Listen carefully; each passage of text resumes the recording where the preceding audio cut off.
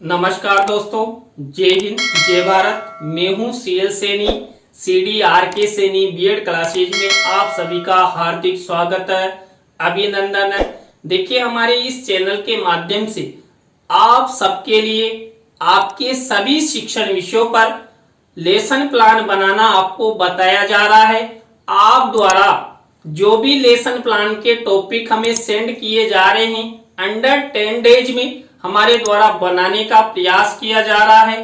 तो दोस्तों, आज की लाइव क्लास के अंतर्गत हम जो सामाजिक विज्ञान पाठ योजना क्रमांक 12 है, इसके अंतर्गत स्वच्छ भारत अभियान इस टॉपिक का चयन करते हुए आपको पाठ योजना का निर्माण करना बताएंगे कि आप स्वच्छ भारत अभियान पर किस प्रकार कौन कौन से शिक्षण बिंदुओं का प्रयोग करते हुए अच्छा लेसन प्लान बना सकते हैं। तो आप सब बने रहें हमारे साथ, हमारे इस चैनल के साथ। और यदि आप हमारे इस चैनल पर पहली बार आए हैं तो हमारे इस चैनल को सब्सक्राइब करें और पास ही बने बेल आइकन को जरूर दबाइए।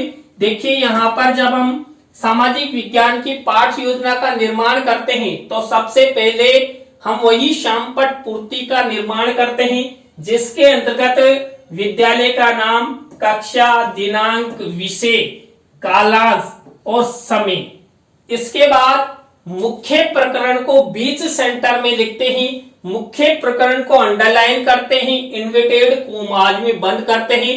और देखिए, जब हम लेसन प्लान का प्रेजेंटेशन करते हैं तो उस समय उद्देश्य कथन करते हुए ही हमें हमारे मुख्य प्रकरण को श्यामपट्ट पर लिखते हैं। तो इस तरह आपको ये श्यामपट्ट पूर्ति करनी है।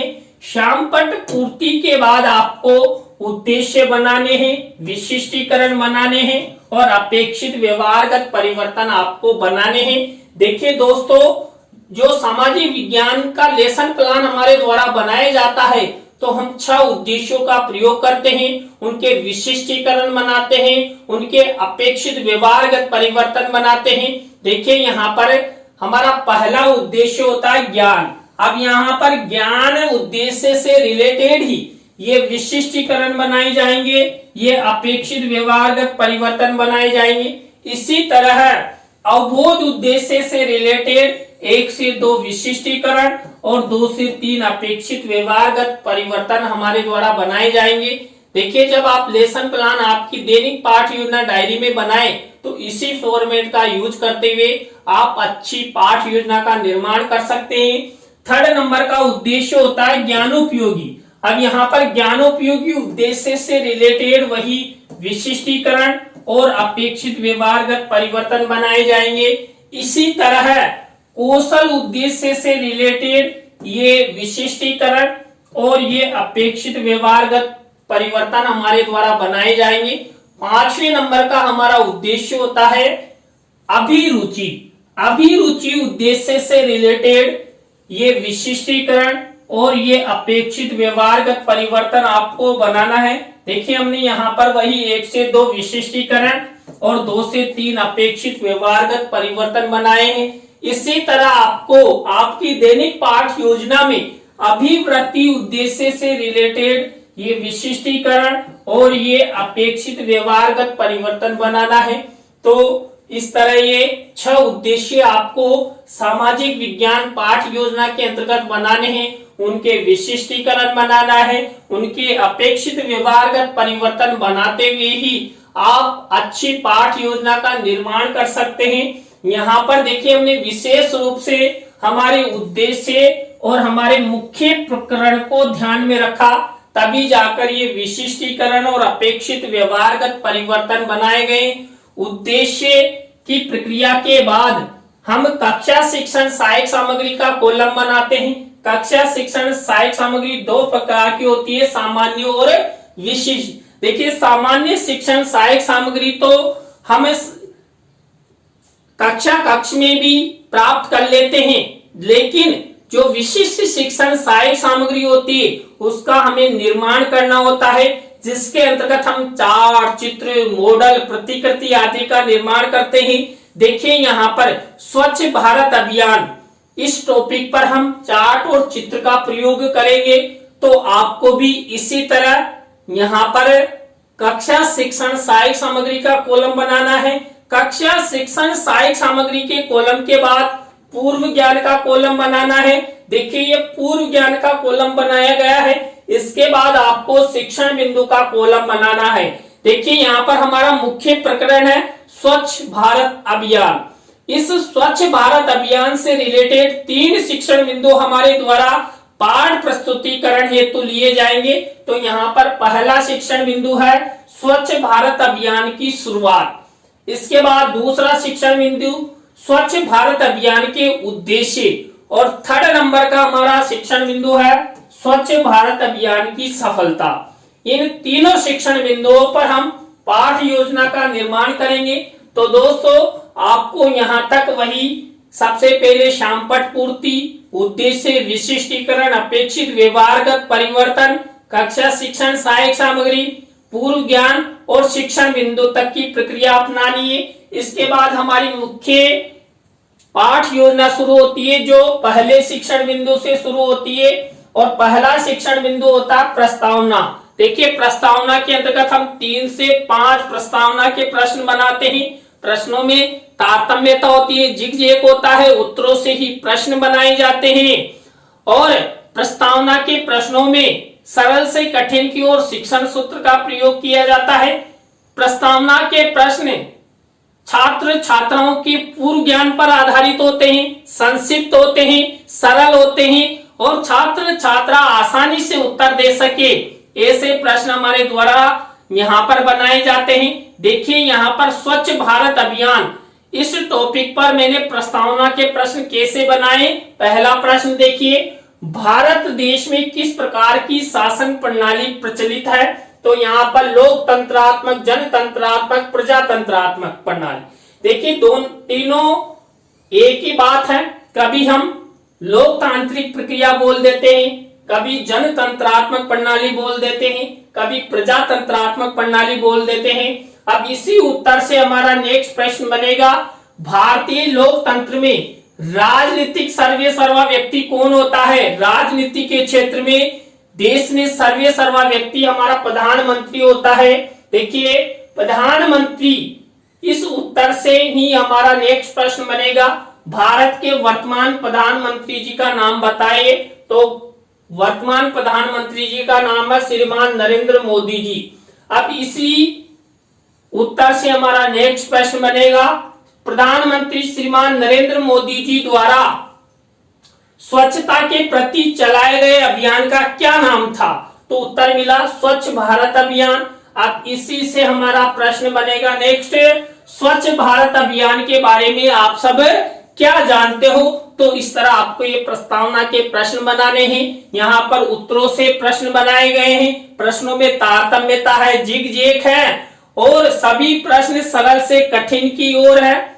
और यहाँ पर जो प्रस्तावना के प्रश्न बनाए गए हैं ये छात्र छात्राओं के पूर्व ज्ञान पर आधारित है। तो ये प्रस्तावना शिक्षण बिंदु हमारा कंप्लीट हुआ। इसके बाद हमारा सेकंड शिक्षण बिंदु आता है उद्देश्य कथन। देखिए उद्देश्य कथन करते हुए मैंने आपको बताया था शामपट पर हमारा मुख्य प्रकरण लिखते हैं। तो यहाँ पर उद्देश्य कथन किया जाएगा। बच्चों आज हम सब स्वच्छ भारत अभियान के अंतर्गत स्वच्छ भारत अभियान की शुरुआत, स्वच्छ भारत अभियान के उद्देश्य और स्वच्छ भारत अभियान की सफलता के बारे में विस्तार पूर्वक अध्ययन किया जाएगा। तो इस तरह ये उद्देश्य कथन का फॉर्मेट अपनाना है। और शिक्षण सहायक सामग्री में यदि आप स्वच्छ भारत अभियान से रिलेटेड कोई चित्र मिनिएचर के रूप में लगाना चाहते हैं तो इस तरह मिनिएचर के रूप में आप चित्र भी लगा सकते हैं। तो यहाँ तक हमने वही प्रस्तावना और उद्देश्य कथन किया। और सबसे महत्वपूर्ण होते हैं, देखिए प्रस्तावना के प्रश्न आप जितने अच्छे बनाते हैं उतनी ही आपकी पाठ योजना अच्छी होती है। छात्र छात्रा आपके पाठ के प्रति सक्रिय होते हैं, रुचि रखते हैं और आपका उद्देश्य कथन करने का तरीका भी अच्छा होना चाहिए। इसके बाद हमारी 3rd नंबर की प्रक्रिया, 3rd नंबर का शिक्षण बिंदु होता है पाठ प्रस्तुतिकरण। देखिए पाठ प्रस्तुतिकरण के अंतर्गत हम तीन शिक्षण बिंदु लेते हैं और तीनों शिक्षण बिंदुओं के नाम मैंने आपको बता ही दिए हैं। तो यहाँ पर उनमें से पहला शिक्षण बिंदु हमारे द्वारा यहाँ पर पाठ प्रस्तुतिकरण में लिया जा रहा है, जो है स्वच्छ भारत अभियान की शुरुआत। अब इसी स्वच्छ भारत अभियान की शुरुआत से संबंधित ही हम क्या करेंगे, विकासात्मक प्रश्न उत्तर बनाएंगे। ये विकासात्मक प्रश्न उत्तर हमारे द्वारा बनाए गए हैं। अब इसी स्वच्छ भारत अभियान की शुरुआत से रिलेटेड छात्र अध्यापक छात्र अध्यापिका कथन किया जाएगा। इसी छात्र अध्यापक छात्र अध्यापिका कथन में से कोई मुख्य शब्द है, सेंटेंस है, जिसको हम छात्र छात्राओं को समझाना चाहते हैं, उसको श्याम पट कार्य वाले कॉलम में ब्लैक शीट का निर्माण करते हुए सिल्वर कलर के पेन से लिखते हैं और इसी छात्र अध्यापक छात्र अध्यापिका कथन से रिलेटेड हम शिक्षण सहायक सामग्री में चित्र मिनीचर के रूप में लगाते हैं। देखिए मैंने आपको बताया था यहाँ पर चार्ट और चित्र का प्रयोग हमारे द्वारा किया जाएगा। तो दोस्तों ये चार्ट और चित्र का प्रयोग हमारे द्वारा कर दिया गया है। तो इस तरह आपको ये छात्र अध्यापक छात्र अध्यापिका कथन करना है, किससे रिलेटेड, स्वच्छ भारत अभियान की शुरुआत से रिलेटेड। अब इसी से रिलेटेड वही बोध प्रश्न उत्तर बनाए जाएंगे। ये बोध प्रश्न उत्तर 3 से 5 बोध प्रश्न उत्तर बनाते हैं हम। जितनी विषय वस्तु हम छात्र अध्यापक छात्र अध्यापिका कथन में लेते हैं उतने ही प्रश्न हमारे द्वारा बना दिए जाते हैं। न्यूनतम आपको 3 प्रश्न उत्तर जरूर बनाने हैं। तो ये बोध प्रश्न उत्तर हुए। तो दोस्तों यहाँ पर हमने वही सबसे पहले विकासात्मक प्रश्न उत्तर बनाए, छात्र अध्यापक छात्र अध्यापिका कथन किया और बोध प्रश्न बनाए, किससे रिलेटेड, स्वच्छ भारत अभियान की शुरुआत, इस शिक्षण बिंदु से रिलेटेड। अब हमारा दूसरा शिक्षण बिंदु शुरू होता है स्वच्छ भारत अभियान के उद्देश्य। देखिए स्वच्छ भारत अभियान के उद्देश्य ही हमारा सेकेंड नंबर का शिक्षण बिंदु है। इससे से रिलेटेड ये विकासात्मक प्रश्न उत्तर बनाए जाएंगे। अब विकासात्मक प्रश्न उत्तरों के बाद वही हम क्या करेंगे, छात्र अध्यापक छात्र अध्यापिका कथन करेंगे। अब इसी छात्र अध्यापक छात्र अध्यापिका कथन से रिलेटेड मुख्य शब्द, सेंटेंस या परिभाषा को श्याम पट कार्य वाले कॉलम में ब्लैक शीट का निर्माण कर और यहाँ पर सिल्वर कलर के पेन से लिखेंगे और इसी से रिलेटेड हम शिक्षण सहायक सामग्री के कॉलम में चित्र मिनीचर के रूप में लगाएंगे। तो ये स्वच्छ भारत अभियान के उद्देश्य से रिलेटेड छात्र अध्यापक छात्र अध्यापिका कथन हुआ। अब इसी से रिलेटेड हम क्या करेंगे, वही बोध प्रश्न उत्तर बनाएंगे। तो ये बोध प्रश्न उत्तर हमारे द्वारा बनाए गए 3 से 5 बोध प्रश्न बनाए जाते हैं। देखिए मेरे द्वारा ये 4 बनाए गए हैं, आप 3 या 4 या 5 जो भी बनाना चाहो आपकी इच्छा पर निर्भर करता है। तो इस तरह ये स्वच्छ भारत अभियान के उद्देश्य से रिलेटेड बोध प्रश्न उत्तर हुए। तो यहाँ पर दोस्तों हमने स्वच्छ भारत अभियान के उद्देश्य से रिलेटेड यहाँ पर सबसे पहले हमने विकासात्मक प्रश्न उत्तर बनाए, छात्र अध्यापक छात्र अध्यापिका कथन किया और बोध प्रश्न उत्तर बनाए। तो ये 2 शिक्षण बिंदु कंप्लीट हुए। थर्ड नंबर का हमारा शिक्षण बिंदु शुरू होता है स्वच्छ भारत अभियान की सफलता। अब यहाँ पर स्वच्छ भारत अभियान की सफलता से रिलेटेड ये विकासात्मक प्रश्न उत्तर बनाए जाएंगे। विकासात्मक प्रश्न उत्तरों के बाद वही हम छात्र अध्यापक छात्र अध्यापिका कथन करेंगे, किससे रिलेटेड, स्वच्छ भारत अभियान की सफलता से रिलेटेड।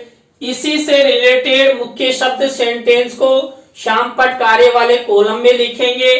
इसी से रिलेटेड शिक्षण सहायक सामग्री के कॉलम में चित्र मिनीचर के रूप में लगाएंगे। तो इस तरह आपको ये फॉर्मेट अपनाना है और ये फॉर्मेट बहुत अच्छा फॉर्मेट है, आप इसका अच्छे से प्रयोग कर सकते हैं। अब इसी छात्र अध्यापक छात्र अध्यापिका कथन से रिलेटेड हम बोध प्रश्न उत्तर बनाएंगे। देखिए ये बोध प्रश्न उत्तर हमारे द्वारा बनाए गए हैं। तो ये स्वच्छ भारत अभियान की सफलता से रिलेटेड बोध प्रश्न उत्तर हुए। तो इस तरह दोस्तों हमारे द्वारा 3 शिक्षण बिंदु लिए गए थे और तीनों शिक्षण बिंदुओं में हमने वही सबसे पहले विकासात्मक प्रश्न उत्तर, छात्र अध्यापक छात्र अध्यापिका कथन और बोध प्रश्न बनाए। तो आपको भी इसी तरह, इसी प्रक्रिया, इसी फॉर्मेट का यूज करते हुए ये पाठ प्रस्तुतिकरण की स्टेप अपनानी है। पाठ प्रस्तुतिकरण की स्टेप के बाद हमारा 4th नंबर का शिक्षण बिंदु आता है पुनरावृत्ति प्रश्न। देखिए पुनरावृत्ति प्रश्न, हमने जो 3 शिक्षण बिंदु लिए थे उन्हीं 3 शिक्षण बिंदुओं से रिलेटेड ये पुनरावृत्ति प्रश्न उत्तर बनाए जाएंगे। तो कम से कम आपको 5 पुनरावृत्ति प्रश्न उत्तर बनाने हैं। पुनरावृत्ति प्रश्न उत्तरों के बाद हमारी नेक्स्ट स्टेप आती है मूल्यांकन प्रश्नों की। देखिए मूल्यांकन प्रश्नों के अंतर्गत मैंने आपको कई बार बता दिया है, हम 3 तरह के प्रश्न लेते हैं। तीनों तरह के प्रश्न में 2-2 प्रश्न यानी कुल मिलाकर 6 प्रश्न लेते हैं। यहाँ पर देखिए सबसे पहले हम वस्तुनिष्ठ प्रश्न, रिक्त स्थानों से संबंधित और सत्य असत्य से रिलेटेड, या हम लघुत्रात्मक अति लघुत्रात्मक से रिलेटेड प्रश्न लेते हैं। वही ब्लैक शीट का निर्माण करते हैं। सिल्वर कलर के पेन से हम यहाँ पर ये मूल्यांकन प्रश्न बनाते हैं। मूल्यांकन प्रश्नों के बाद हम क्या करते हैं, इनके बाद हम गृह कार्य की स्टेप अपनाते हैं। देखिए ये गृह कार्य की स्टेप, गृह कार्य की स्टेप के अंतर्गत हम वही श्यामपट्ट कार्य वाले कॉलम में ब्लैक शीट का निर्माण और 1 से 2 निबंधात्मक प्रश्न छात्र छात्राओं को होमवर्क के लिए दे देते हैं। तो दोस्तों आज की लाइव क्लास में हमने सामाजिक विज्ञान पाठ योजना क्रमांक 12 के अंतर्गत स्वच्छ भारत अभियान इस टॉपिक पर 3 शिक्षण बिंदु लेते हुए आपको पाठ योजना का निर्माण करना बताया।